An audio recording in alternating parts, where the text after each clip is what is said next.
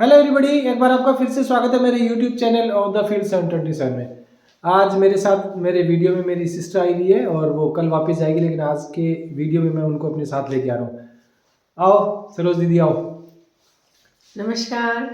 अच्छा, तो आज हम बात करेंगे सिर्फ एक मैच के ऊपर जो कि आज हुआ है। वो हुआ है इंडिया और साउथ अफ्रीका के बीच में सेकेंड T20 जो कि चंडीगढ़ में खेला गया। जैसा कि आप सब लोगों को पता था कि इससे पहले यहाँ पे इंडिया का लड़कों का कोई भी इंटरनेशनल मैच अभी तक नहीं खेला गया था। यहाँ पे इससे पहले 2 मैच हुए थे, वो लड़कियों के हुए थे, लेकिन ये पहली बार ऐसा हुआ है कि चंडीगढ़ में इस स्टेडियम के अंदर लड़कों का कोई इंटरनेशनल मैच, हाँ IPL मैचेस जरूर होते हैं, लेकिन इंटरनेशनल मैच इस बार पहली बार खेला गया था। तो सबको बेसब्री से इंतजार था।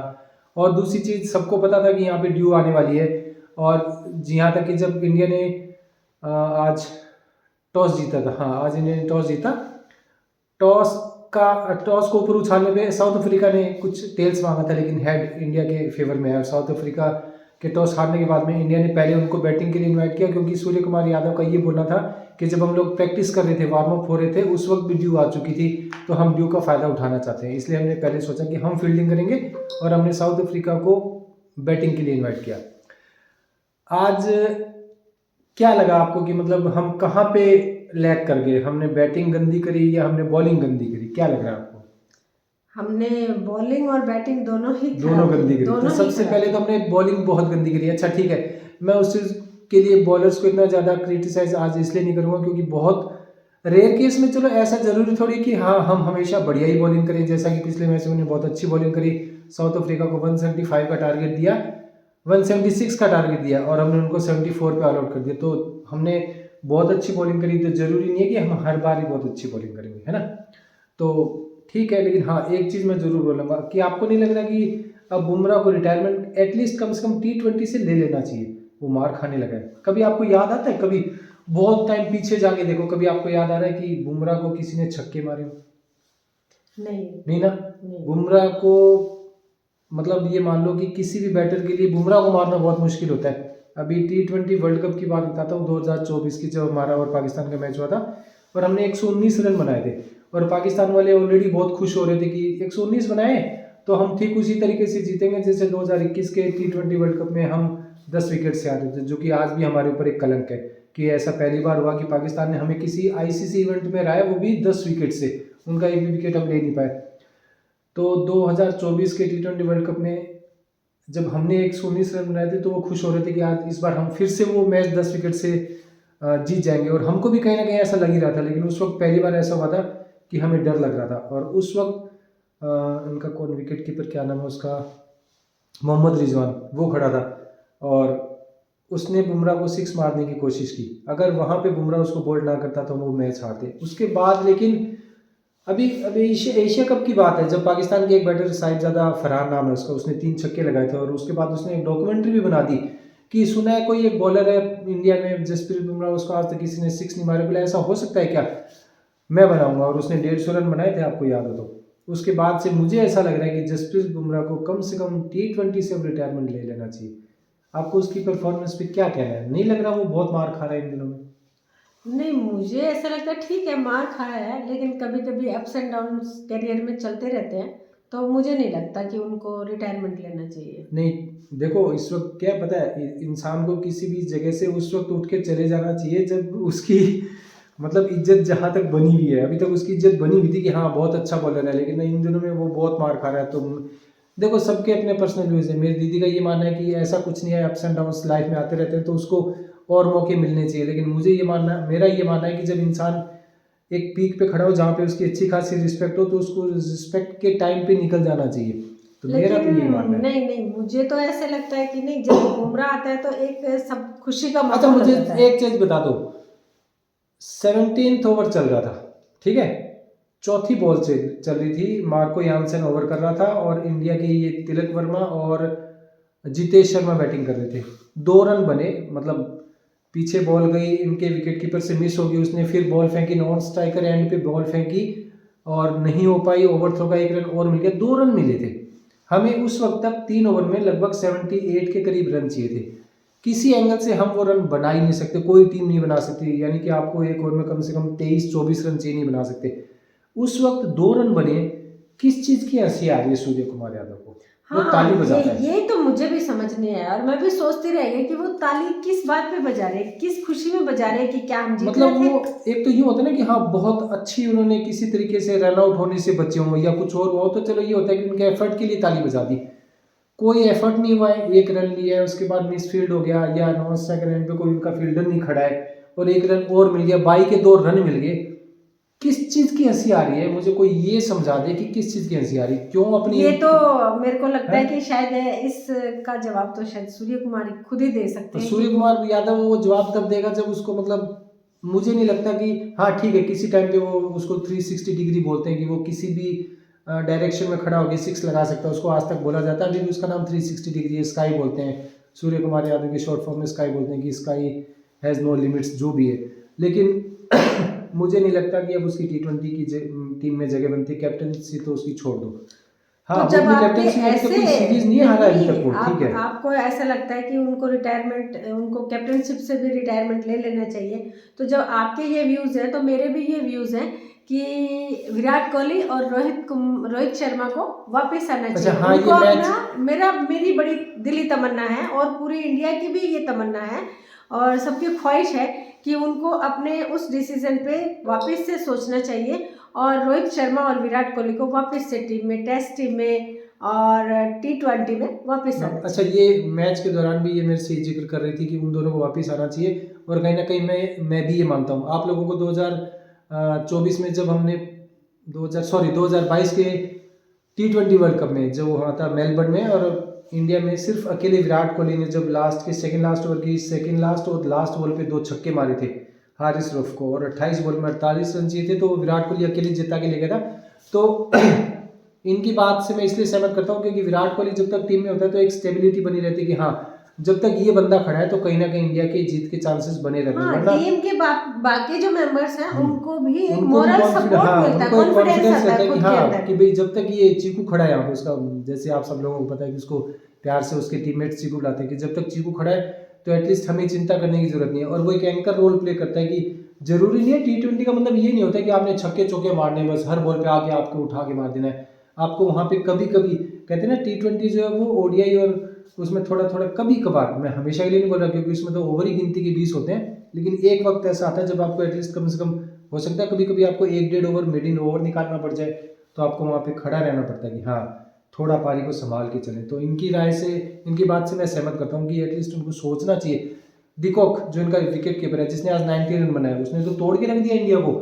उसने 46 बॉल में 90 रन मारे, मतलब 200 की स्ट्राइक रेट से उसने 7 छक्के मारे, ये लंबे लंबे खींच खींच के छक्के मारे।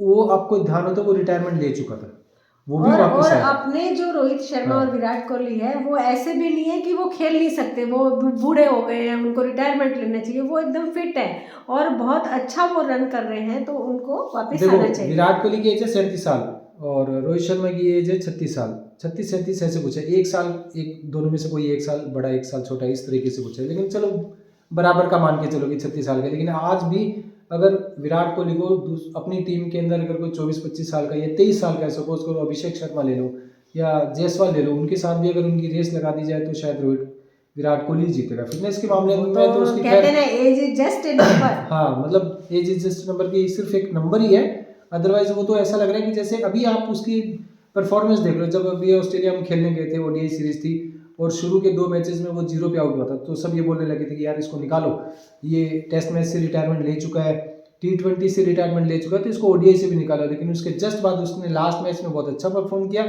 विराट कोहली और रोहित शर्मा दोनों नॉट आउट रहे थे। उसके बाद जब यहाँ पे वनडे सीरीज हुई अभी साउथ अफ्रीका के सामने, तो 3 मैचेस में से 2 में उसने सेंचुरी लगाई और तीसरे में उसने 66 रन बनाए। वो तो रन कुछ कम बन गया, अदरवाइज उसमें भी 100 बना था। तो अब जाके जबकि वो ढलान पे है, अपने करियर की ढलान पे है, उस टाइम पे वो इतना बढ़िया परफॉर्म कर रहा है। तो मैं भी इनकी राय बात से सहमत करता हूँ कि उनको वापस, क्यों डिकॉक भी तो वापस आया, उसने भी तो अभी देखो रिटायरमेंट, ये तो ODI सीरीज हुई, उसने अभी सेंचुरी लगाई थी एक ODI मैच में हमारे अगेंस्ट, वो मैच जीते भी थे और 358 जो हम डिफेंड नहीं कर पाए थे।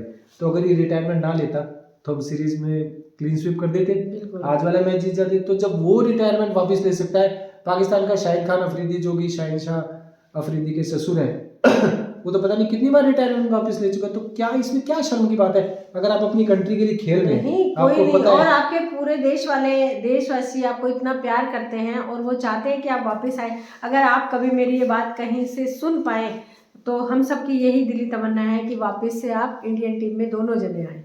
और सिर्फ T20 में नहीं, हाँ, टेस्ट मैच में टेस्ट मैच में देखो, स्पेशली हम तो चाहते हैं कि आप टेस्ट मैच में वापस आए। हम टेस्ट मैच में नंबर 1 की रैंक पे हुआ करते थे। आज WTC साइकिल जो 2025 और 2027 का WTC साइकिल चल रहा है, उसमें हम 5वें नंबर पे हैं। सोचो, मतलब हम टेस्ट मैचेस के राजा हुआ करते थे, और आज हम पाकिस्तान से भी नीचे आ चुके हैं, सिर्फ इसलिए क्योंकि वहाँ पे विराट नहीं है, वहाँ पे रोहित शर्मा है। हाँ, और आप दोनों को हम और सब हाँ, के वो आप लिए क्या और बता देश रहे के थे, लिए वो वापस आना पड़ेगा। अनुष्का शर्मा की क्या बात बता रही थी, क्या बोली थी वो? हाँ, अनुष्का शर्मा जी ने यही बोला था कि मतलब जब इन्होंने रिटायरमेंट लिया था, और जहाँ तक मैं सोचती हूँ लिया नहीं, इन्हें दिलाया गया था। तो जब इन्होंने रिटायरमेंट लिया था तो उन्होंने भी बड़ा उससे बोला था कि विराट को बहुत ही मतलब उसकी इच्छा थी कि वो उसके लिए जो ये वाइट यूनिफॉर्म है, ये उसके लिए एक वो जैसे कि बोलते हैं कि जेंटलमैन्स मैच है ये। तो वो बड़े दुखी हैं, इस चीज़ से दुखी हैं कि टेस्ट मैच उनके दिल की धड़कन है, और अगर किसी की दिल की धड़कन को ही निकाल लिया जाए तो वो इंसान कैसे बचेगा जिंदा क्या? रहे? हाँ। कैसे और मैं तो जिंदा ये रहे? मान के चलता हूँ, टेस्ट मैच देसी घी है। ये जो T20 है, ODI को तो चलो हम फिर भी मान सकते हैं, क्योंकि पहले ODI में अभी 4 वापस आए ODI में, लेकिन T20 तो एक तरीके से ये है कि चलो ठीक है, आए, मार धाड़ मचाई, विकेट लिए, और 1.5 घंटा वो खेले, 1.5 घंटा वो खेले, बीच में 10 मिनट का गैप आया। एक तरीके से वो होता है ना डालडा घी, एक तरीके से वो बाजार से खरीदा हुआ जो बटर होता है, खाने जाते हैं रेस्टोरेंट में, उसने बटर दे दिया, टिक्की दे दी। असली घी तो वो टेस्ट मैच है, पहले उसमें आपका मैं नहीं पता देखती चलेगा। थी, पहले मैं टेस्ट मैच नहीं देखती थी, मुझे बड़ा लंबा लगता था कि 5 दिन तक कौन इंतजार करेगा, धीरे धीरे खेलते। लेकिन अभी मुझे इसको टेस्ट मैच को देखना ही इतना अच्छा लगता है, और जब से विराट कोहली और रोहित शर्मा चले गए तो मुझे इसको देखने का आनंद भी खत्म हो गया। देखो, टेस्ट मैच का तो मुकाबला नहीं है दोस्तों। टेस्ट मैच में आपकी स्किल का पता लगता है, आपके टेम्परामेंट का पता लगता है, आपके एंकरिंग रोल का पता लगता है कि आप कितने टाइम तक खड़े रह सकते हो। आपको 90, सपोज करो कोई सामने वाली टीम आपका पूरा दिन आप उसको आउट नहीं कर पाए, तो पूरे 90 ओवर तक आपको खड़ा रहना पड़ता है। उसमें आपकी फिजिकल स्ट्रेंथ का पता लगता है कि कितनी आपके शरीर के अंदर जाना है। अगर आप बॉलर हो तो आपके स्टेमिना का पता लगता है कि क्या आप पूरे दिन तक बॉल फेंक सकते हो, एक साथ क्या आप 8 या 10 ओवर का स्पेल फेंक सकते हो, उसके बाद बीच में एक ब्रेक लिया, फिर एक 5-7 ओवर का या 8 ओवर का स्पेल किया। तो सारा का सारा जो भी है, अगर आप एज ए एथलीट अगर आपकी चीज़ को अगर कोई टेस्ट करना चाहेगा तो वो टेस्ट मैच ही है। तो मैं तो ये मानता हूँ कि टेस्ट मैच में तो अब ये दीदी सही कह रही थी कि इन लोगों ने रिटायरमेंट लिया नहीं था, इन लोगों से रिटायरमेंट दिलवाया गया था। इनको वो कहते हैं ना कि बंद कमरे में इनके ऊपर प्रेशर डाला गया था, चाहे कोई माने या ना माने, के ऊपर प्रेशर डाला गया था, या तो आप अपनी मर्जी से रिटायरमेंट ले लो, अदरवाइज हम आपको निकालेंगे, तो उसमें आपकी ज़्यादा इंसल्ट होगी। मतलब गौतम गंभीर ने, जैसा कि मैं पिछली वीडियो में भी बताया था, गौतम गंभीर ने सही में रवि शास्त्री और राहुल द्रविड़ की कोचिंग के अंडर जो इंडिया ने ऊंचाइयां हासिल की थी, उसको एकदम से झटके के साथ ये आदमी नीचे लेके आ गया। बिल्कुल बिल्कुल, ये तो बिल्कुल सही बता। और मैं BCCI को भी थोड़ा सोचना चाहिए, क्या सिर्फ सारा सोचने का ठेका हम आम लोगों ने, ये पब्लिक जो हम लोग इंडिया की पब्लिक, क्या उन्हीं ने ले रखा है? क्रिकेट प्रेमी हमारे सेंटिमेंट्स का क्या होगा अगर हम जो इतने मैचेस देखते हैं, रात भर जाके देखते हैं? चलो ये तो चलो ठीक है, मैच परसों वाला T20 जल्दी खत्म हो गया क्योंकि हमने एक तरफा मैच जीता, आज वाला T20 भी एक तरफा उन्होंने जीता।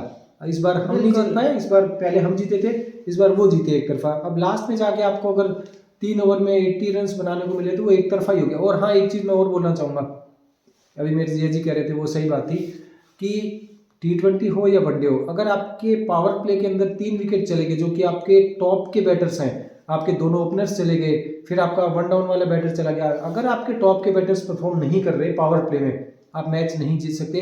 वो तो हमारा लक अच्छा था कि जो एशिया कप में हमारे 20 रन के ऊपर 3 आउट हो गए थे, उसके बावजूद भी तिलक वर्मा ने सिंगल हैंडेडली वो मैच जीता था। लेकिन ऐसा हर बार नहीं होता है। और अभी आगे T20 world cup India host करने वाला है, अभी शायद 12 या 15 फरवरी से T20 वर्ल्ड कप शुरू होने वाला है। उसमें कुछ ज़्यादा टाइम भी नहीं बचा है, मुश्किल से होंगे तो 2 महीने बचे हैं। अगर ये हालात रहे और आपके टॉप के बैटर्स परफॉर्म नहीं कर पाए, अभिषेक शर्मा को किसने कहा है कि आप पहली बॉल से उठा के मारना शुरू करो? आप 1-2 बॉल तो देखो। ठीक है, आपने युवराज सिंह के अंडर कोचिंग ले ली, इसका मतलब ये नहीं होता है कि, क्योंकि हमें पता है अगर आपका विकेट गया तो पूरी टीम के ऊपर प्रेशर आएगा।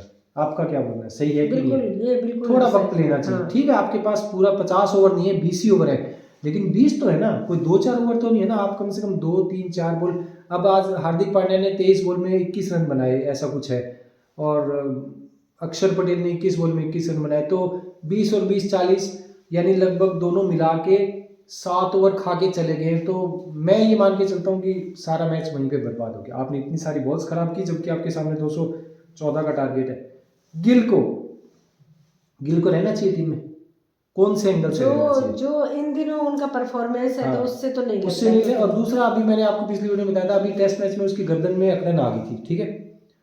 टेस्ट मैच से वो बंदा बाहर बैठा है और जैसे T20 आया वो वापस आ गया, क्योंकि उसकी कैप्टनसी में तो खेल नहीं रहे।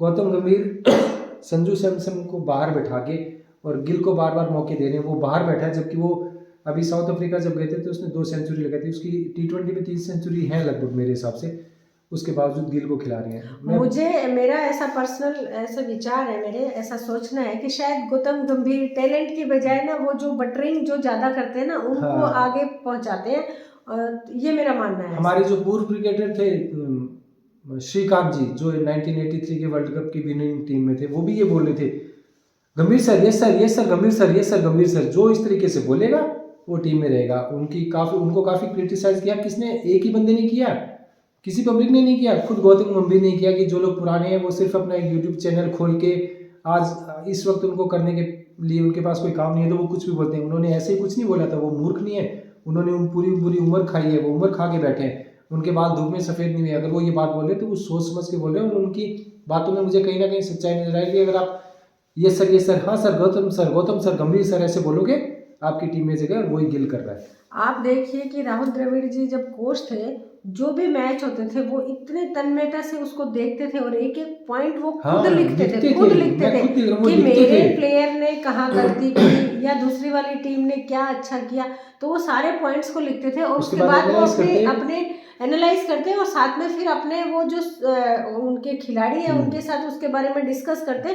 तो आप देखिए रिजल्ट्स कितने अच्छे आते थे और अभी आप रिजल्ट्स देखिए, सारे मैचेस के रिजल्ट्स एकदम बकवास आ रहे हैं। हम WTC साइकिल जो फर्स्ट वाली और सेकंड वाली दोनों के फाइनल में पहुंचे हुए हैं, और तीसरी बार ऐसा हुआ जब हम फाइनल में नहीं पहुंचे, और चौथी बार तो आप भूल जाओ कि आप कौन सी रैंकिंग में पहुंचोगे। अभी आप 5वीं रैंकिंग पे बैठे हो, आगे आने वाले टाइम में पता नहीं। हाँ, तो फिर अपनी तो वही वाली कंडीशन हो जाएगी कि एक टाइम में मुझे याद आता है कि जब मैं क्रिकेट मैच देखना या मेरे अंदर ये शौक कैसे पैदा हुआ, जब मैं बहुत मतलब छोटी थी, 8th 9th 10th क्लास में ऐसे, तो मेरे फादर को बड़ा शौक था। वैसे तो सारे इंडियंस ही अपने शौकीन हैं, तो मेरे फादर जो है वो क्रिकेट मैच देते थे और वो उनके पास हम बैठते थे तो वो हमें सिखाते थे कि ऐसे बॉल जाएगी तो ऐसे चौका होता है, ऐसे जाएगी तो छक्का होता है, ऐसे आउट होता है। उस समय वेस्ट इंडीज़ की जो टीम थी वो वर्ल्ड में नंबर 1 थी और आज अब वेस्ट इंडीज़ की टीम को देखिए आप कहाँ पहुँची हुई है। तो यही हाल अगर ऐसा रहा तो थोड़े दिनों में हमारे देश की टीम का अगर इस तरीके से आप अपनी पसंद के प्लेयर्स को ले। अच्छा एक चीज बता दो, और चीज छोड़ो, 17वें ओवर की चौथी बॉल पे जब 2 रन बने तो वो ताली क्यों वो ताली क्यों बजा रहा? मुझे उसका तो मैंने बोला ना, उसका तो वो खुद ही सूर्य कुमार। अच्छा, मुझे पता क्या लग रहा है, उसके मोबाइल में नंबर में मुझे लग रहा है कि कहीं ना कहीं एक जगह 333 या 777 है। अगर ऐसा कुछ होगा, मैं मान ही नहीं सकता आपका कैरियर में एक ऐड आता आजकल, देखा कि आपके नंबर में अगर 3 आगे 7 आगे तो आपका कैरियर भी नहीं चलेगा, आपकी लाइफ भी नहीं चलेगी। क्या बदतमीजी वाली, क्या बेतुकी अच्छा चलो छोड़ो उस सबसे। अच्छा, आप सब लोगों से एक सवाल पूछूंगा और एक सवाल आपसे, दोनों से एक सवाल पूछता हूँ। 17th ओवर की 4th बॉल पे जब 2 रन बने तो किस चीज के ताली बजाई? तो मैंने इसका जवाब खुद सूर्य कुमार ही देंगे। हो सकता है कल को कोई पत्रकार जब उनका इंटरव्यू ले रहा हो तो वो भी उनसे यही सवाल करे, तो उसका जवाब शायद सूर्य कुमार खुद ही देंगे। अच्छा, वीडियो थोड़ी लंबी हो गई है, अकेला बोलता हूँ तो हंसी इसलिए कभी आती नहीं। आती तो किसके साथ हंसो, अकेला तो आदमी हंस नहीं सकता। अकेला कोई हंसेगा तो लोग क्या बोले, ये पागल है। पागल ही है जो इन लोगों के मैचेस देखते हैं और इस तरीके की परफॉर्मेंस देखते हैं। मुझे इस चीज़ से, देखो टू बी वेरी फ्रैंक, मैं इस चीज़ से कोई दिक्कत नहीं है कि हम मैच हारे। हर मैच हम ही नहीं जीतेंगे, हर बार WTC फाइनल के फाइनल में हम ही नहीं पहुंचेंगे। और भी टीम है, वो भी मेहनत करती हैं, हर कोई जीतने के लिए आता है और हर कोई अपने देश के झंडे को ऊंचा रखना चाहता है। तो जरूरी नहीं है कि हम ही जीतेंगे, उस चीज़ से कोई दिक्कत नहीं है।